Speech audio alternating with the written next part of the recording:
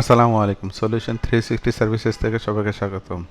আজ আমি দেখাবো ফ্রিল্যান্সিং উইথ গ্রাফিক ডিজাইন কোর্সের ব্র্যান্ড অ্যান্ড কর্পোরেট আইডেন্টিটির পার্ট 9 এর ডক্টর স্পেড আউটপুট সেটিং। তার আগে আমি দেখাইছি কিভাবে ডক্টর স্পেড ডিজাইন করা হয় এবং কস্টিং কিভাবে বাইর করা হয়। এখন দেখাবো আউটপুট সেটিং।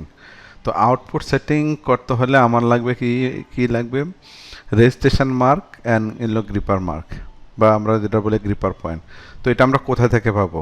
এক আমরা তৈরি করে নিতে পারবো, আর এক আমি এখানে দিছি, আপনারা এখান থেকে ডাউনলোড করে নিতে পারবেন। দেখেন ডিজাইন অ্যান্ড আউটপুট সেন্টারে এখানে দেখেন নিল আপনাদের রেজিস্ট্রেশন মার্ক কীভাবে তৈরি করা হয় সে এটা ফুল এখানে দেওয়া আছে, স্টেপ বাই স্টেপ, এবং দেওয়া আছে, সোর্স ফাইল সহ দেওয়া আছে। সোর্স ফাইল এখান থেকেও ডাউনলোড করতে পারেন, অথবা আমার ডাউনলোড থেকে এখান থেকে আপনারা যে যে রেজিস্ট্রেশনের যে ফর্মটা ডাউনলোড করলে আপনারা এই ফাইলটি পাবেন। তো এটা আমাদের আউটপুট করার জন্য আমার এই ফাইলগুলো, এইটা অথবা এটা যে কোনো একটা নিতে পারি আমরা। তো চলুন, তো আমাদের এখানে কয়েকটা, এর আগে আমি ডিজাইনেতে কয়েকটা দিছি, সেক্ষেত্রে আমি কালারটা দেখাই। কালারটা দেখলে সবগুলো বুঝতে পারবেন, কারণ এগুলোর ক্ষেত্রে হলো আপনারা সিঙ্গেল গ্রিপার মার্ক দিয়ে আপনারা সিঙ্গেল ইয়া করে দিলেও আপনাদের এখানে কোনো প্রবলেম হবে না, এক্ষেত্রে কোনো প্রবলেম হবে না, কারণ কালার যেটা থাকবে সেটার ভিতরে আমার এক্সট্রা যে আমার কাটিং মার্কগুলো রাখতে হবে। সেই ক্ষেত্রে আমি এটা দিই। তো এইটা দেখেন আমার পিওর এ4 সাইজ আছে।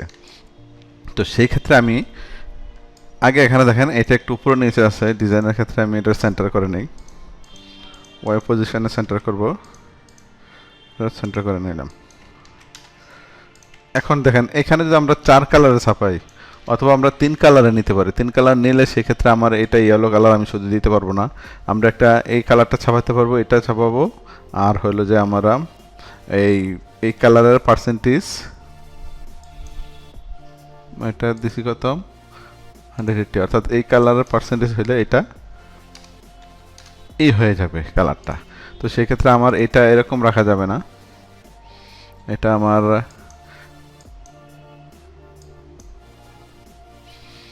এই কালারটা দিতে পারি, এই কালারটা দিয়ে একটু বড় করে দিলাম। যদি আমি 3 কালার ছাপাই, আর 4 কালার হলে যেই কালারটা ছিল ওই কালারে থাকুক, কোনো সমস্যা নাই। এখন এই কালারগুলো যদি ছাপাইতে চাই তখন কী করবে দেখেন, প্রথমে আমার এটারে 2 মিলিমিটার বাড়তি একটা ইয়ে নিয়ে নিই, কন্ট্রোল সি কন্ট্রোল এফ, এখানে +4 mm, এই পয়েন্টটা রেস্টের যেই রেফারেন্স পয়েন্টটা এগুলো যাতে মিডলে থাকে, তো দুই দিকে সমানভাগে ইয়ে হবে। তো ওই +4 mm দেখেন সব দিকে 2 মিনিটে করে বাড়ছে। তো 2 মিনিটেও যদি বাড়ে, আমাদের এইখানের এটা দরকার হচ্ছে না, আমি এইটারে এই জায়গায় ধরে এটারে, ও না ওইটা আমার দরকার আছে, হ্যাঁ ওইটা দরকার আছে, এটা রেখে দেই। এদিকে বাড়াইলাম,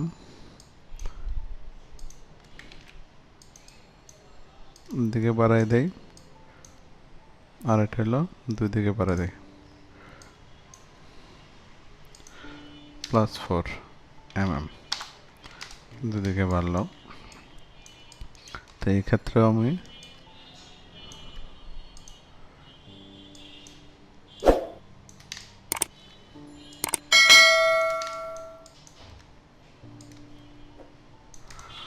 এখন ওই যে লাইনটা আছে, লাইনটা আমি এ করলাম, লাইনটা নিচে বরাবর উপরে উঠে দিই।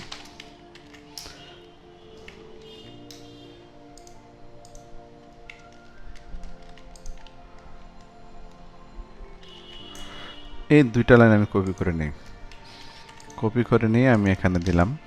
অবশ্যই ডকুমেন্ট যাতে আমাদের CMYK থাকে, তো এখানে পেস্ট করে দিলাম।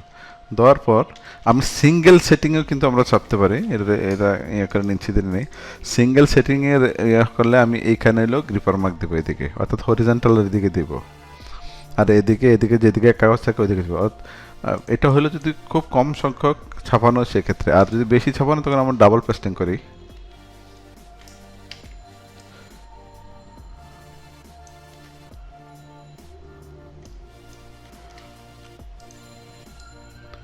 এটা ডাবল পেস্টিং করে দিলাম।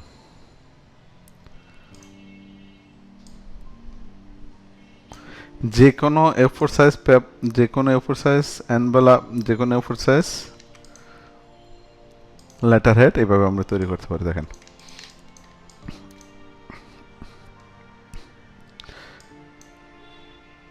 এখন আমি এটারে গাইড করে নিই Ctrl+5 দিয়ে দুইটারে। তারপর আমি এইখান থেকে গাইডগুলো অনুসারে গাইডগুলো নিয়ে নেই, অল্টার সাব দিয়ে এখান থেকে চেঞ্জ হয়।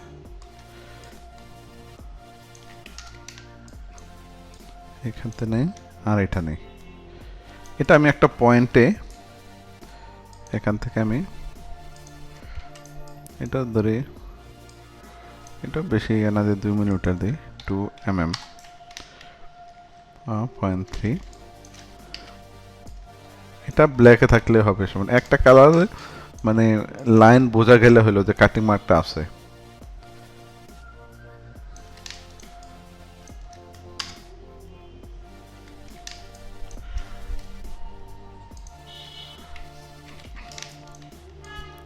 তো এটার আমি এবার লাস্টে নিয়ে আসি,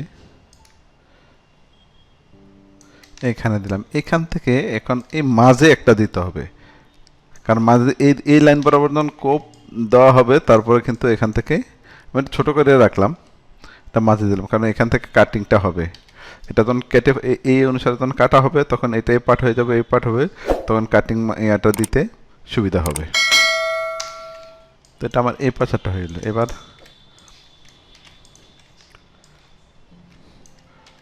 এটা দিয়ে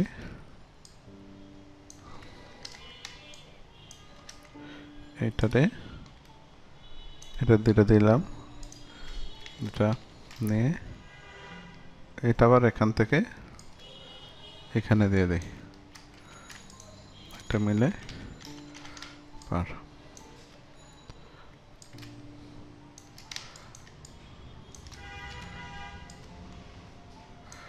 কাটিং মার্ক দেওয়া শেষ, এবার রেজিস্ট্রেশন মার্কার নিয়ে এদিকে আমি ছোটটা দিই,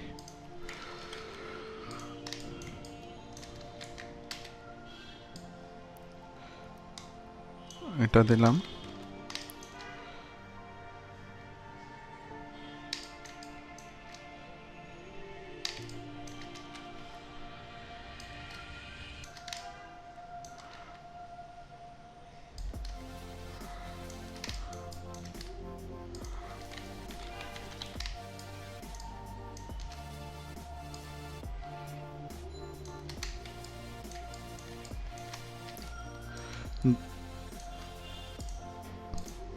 রেজিস্ট্রেশন মার্ক আমরা এদিকেও দিতে পারি, অথবা আমরা যদি কাগজ কম থাকে তখন আমরা উপরেও দিতে পারি।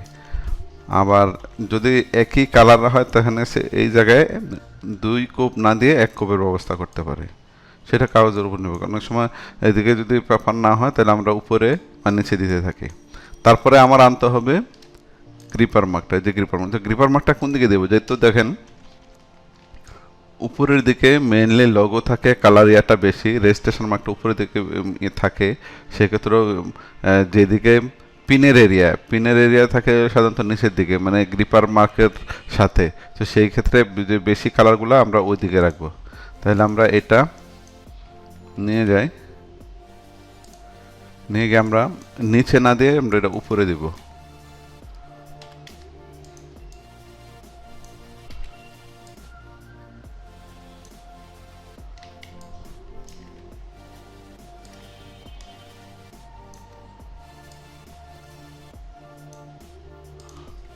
এটা এটা আমরা বাড়াই দিই আগের মতো।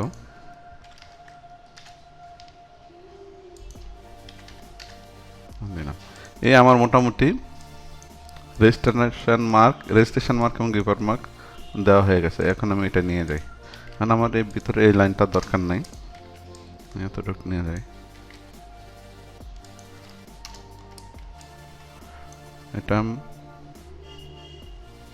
আউটলাইন করে নিয়ে যাই, ক্রিয়েট আউটলাইন গ্রুপ।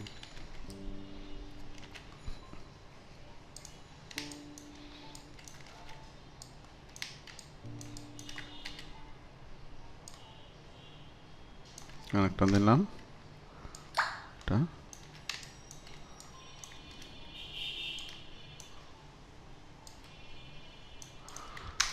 সেটিং হয়ে গেছে। দেখেন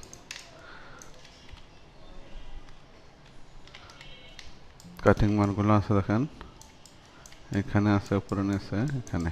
আমাদের কাগজ যখন কম থাকে তখন আমাদের যেহেতু এখানে কালার একরকম, আমরা এক কপি দিতে পারি, কিন্তু এই কালারের জন্য আমরা এক কপি পারবো না, ডাবল কপি দিতে হবে। তাহলে এটা আমি সেভ করে নেই, সেটিং নামে দিই, সেটিং সেভ করে নিলাম। এখন কি করতে হবে আমার, এখান থেকে গাইড, ক্লিয়ার গাইড, তখন কোনো গাইড থাকবে না। এখন আমরা আলাদা করতে পারি, যে এই কালারটার আমি সাইনে select same fill colour, colour সেপারেশনে যেটা সাইনে দিলাম, আর এই কালারটা সিলেক্ট সেম ফিল কালার, সেটা আমরা এলো দেওয়া আলোতে। এখন এইটা ইয়েলো 10% দিয়ে দিই,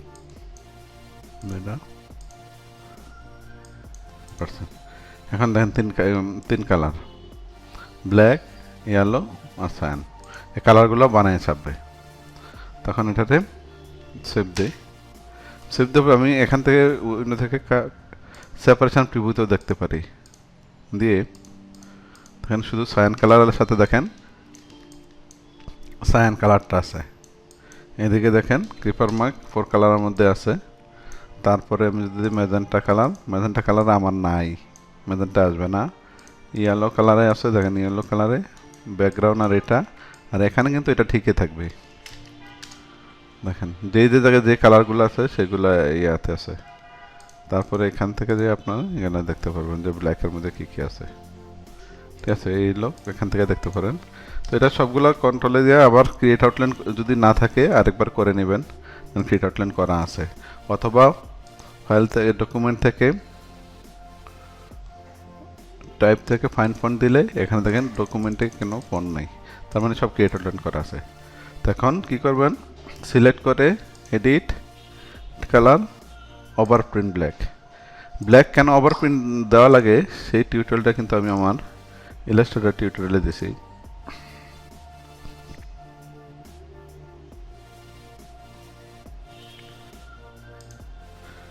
ব্ল্যাক ওভারপ্রিন্ট দেন, এই ব্ল্যাক ওভারপ্রিন্ট কেন দিছি, ব্ল্যাক কালার কেন ওভারপ্রিন্ট দেওয়া লাগে, এই টিউটোরিয়ালটা আপনারা দেখে নেবেন। তারপরে এটা সেভ এস ইপিএস ফরম্যাটে দিতে হবে, সেভ হয়ে গেছে। এইটাই এখন দিয়ে দেবেন ফাইলটা। এখন আবার ওপেন দিয়ে দেখি, দেখেন চেক করব ফাইন ফন্ট ঠিক আছে কিনা।